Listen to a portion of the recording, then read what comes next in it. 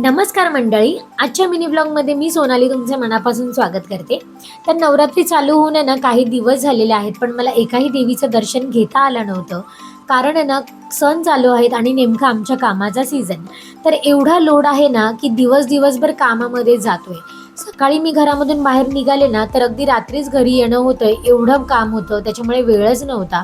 तर मी म्हटलं की आधी कामं आवरून घेऊया आणि मग नंतर एकत्र देवीचं दर्शन घेता येईल. आणि असं म्हणतात ना की काम ही तुमची सगळ्यात आधी म्हणजे मोठी लक्ष्मी आहे. कारण ऑफकोर्स आपलं घर चालतं, त्याच्याने आपलं पोट भरतं, त्याच्यामुळे त्याला प्रथम स्थान देणं खूप जास्त गरजेचं आहे. तर आज ममता आलेली होती, तर मी म्हटलं की ममताची सोबत पण होईल आणि आपलं देवदर्शनसुद्धा होईल. तर आम्ही यांना सुरुवात केली होती गावदेवी मंदिरापासून, जे माझ्या घराच्या अगदी काही मिनिटांच्या अंतरावरच आहे.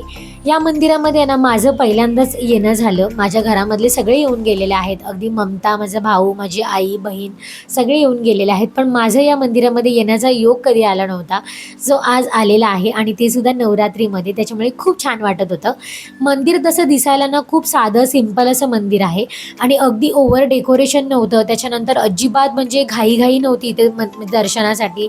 अगदी व्यवस्थित छान, ढकलाढकल नाही, काहीच नाही.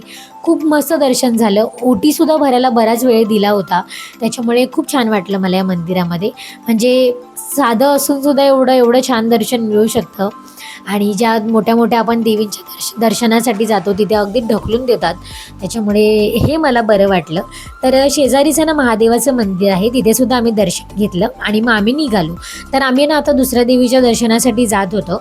तर येताना ना बरीच गर्दी आम्हाला दिसली. मीच ममताला म्हटले की बरं झालं आपण लवकर झालो, नाही तर कदाचित 1 तासाच्या जागी अजून 2 तास उभं राहावं लागलं असतं. तर असं झालं दर्शन.